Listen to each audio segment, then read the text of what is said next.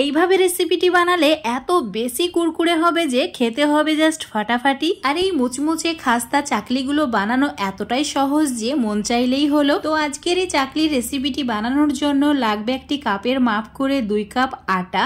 এখানে গমের আটা নিয়েছি আর ওই কাপের মাপ করে হাফ কাপ চালের গুঁড়ো। এবার এই দুটি উপকরণ একটা চালনি দিয়ে চেলে নিতে হবে, তারপর ভালো করে মিশিয়ে নিতে হবে। এবার এই আটার মিশ্রণটাকে স্টিম করে নিতে হবে। তো চুলোর উপর একটা কড়াই নিয়েছি, দিয়ে দিলাম 1 কাপ জল, তার উপরে একটা স্ট্যান্ড দিয়ে দিতে হবে। এখন একটা এরকম ফুটো থালা নিয়েছি, এটা রেখে দেওয়ার পর একটা সুতির কাপড় নিতে হবে আর অবশ্যই কাপড়টা শুকনো দেখে নেবে। এবার এই কাপড়ের ওপরে আটার মিশ্রণটা ঢেলে দিতে হবে, তারপর ঠিক এইভাবে ছড়িয়ে দিতে হবে।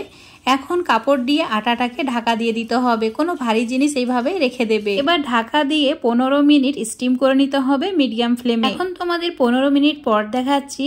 চুলোটাকে অফ করে দিয়ে ঠান্ডা করে নিতে হবে। ঠান্ডা হয়ে যাওয়ার পর এই আটার মিশ্রণটা ঠিক এইভাবে শক্ত হয়ে যাবে, মানে এই চাকলিগুলো তৈরি করার জন্য আটার মিশ্রণটা এখন পারফেক্ট ভাবে রেডি হয়ে গেছে। এবার এটাকে একটা প্লেটের মধ্যে নিয়ে নিতে হবে, তারপর কোনো ভারী কিছু দিয়ে ঠিক এইভাবে প্রেস করে একদম আটার মতো করে নিতে হবে।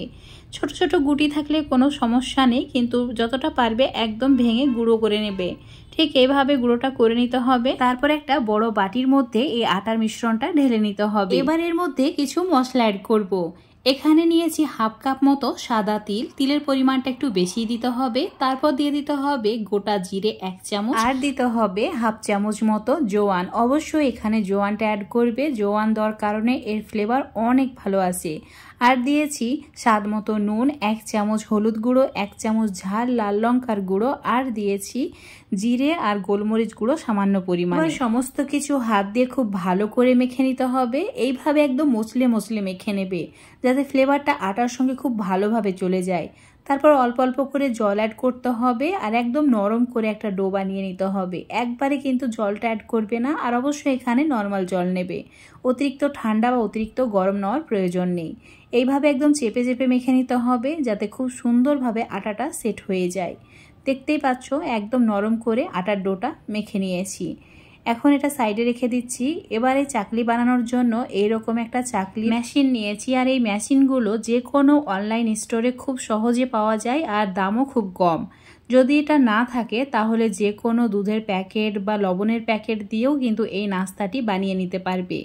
এখন এটার মধ্যে মিশ্রণটা অ্যাড করে দিয়েছি। এবার এটাকে একটা কাপড়ের মধ্যে ঠিক এইভাবে ঘুরিয়ে ঘুরিয়ে চাকলিগুলোকে বানিয়ে নিতে হবে। কাপড় ছাড়াও তোমরা বাটার পেপারের ওপরে এই চাকলিগুলোকে বানিয়ে নিতে পারবে খুবই সহজে। সব চাকলিগুলো একসঙ্গে রেডি করে নেওয়ার পর এবার এগুলোকে ভেজে নিতে হবে। ভাজার জন্য চুলোর উপর তেল গরম করতে রেখেছি, আর তেল একদম হাই ফ্লেমে গরম করে নিয়েছি। চুলোর ফ্লেমটা মিডিয়ামে রেখে দিতে হবে। আর এইভাবে চাকলিগুলোকে নিয়ে এখন গরম তেলের মধ্যে সঙ্গে সঙ্গেই ছেড়ে দিতে হবে। এই সময় চুলোর ফ্লেমটা অবশ্যই মিডিয়ামে রাখবে। যখন এগুলো তেলের উপর ভেসে উঠবে সঙ্গে সঙ্গেই চুলোর ফ্লেমটা মিডিয়াম টু লো করে দিতে হবে। লো ফ্লেমে 1 মিনিট ভেজে নিলেই খুবই সহজ এগুলো মুচমুচে হয়ে যায়। তো তেল ঝরিয়ে এখন তুলে নিচ্ছি আর বাকিগুলোকে একইভাবে ভেজে নিচ্ছি। এই চাকলিগুলো বানানো এতটাই সহজ যে একদম ঝটপট বানানো হয়ে যায়। তো আজকের এই চাকলি রেসিপিটা যদি তোমাদের ভালো লাগে অবশ্যই এইভাবে একবার হলেও বানিয়ে খেয়ে দেখবে। আর এই চাকলিগুলো স্টোর করে রেখে দিতে পারবে 2 থেকে 3 মাস পর্যন্ত, একদমই নষ্ট হয় না। দেখতে পাচ্ছ কতটা লোভনীয় হয়েছে। দেখতে যেমন লোভনীয়, খেতেও সেই রকম দারুণ মুচমুচে আর খুবই সুস্বাদু।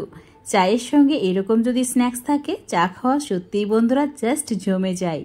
আজকের এই চাকলি রেসিপিটা যদি ফেসবুক পেজ থেকে দেখো অবশ্যই পেজটাকে ফলো করে নেবে। ইউটিউব থেকে দেখলে চ্যানেলটাকে সাবস্ক্রাইব করে রাখবে আরও এরকম রেসিপিগুলো পাওয়ার জন্য। তো রেসিপি ভালো লাগলে অবশ্যই লাইক শেয়ার কমেন্ট করে দেবে।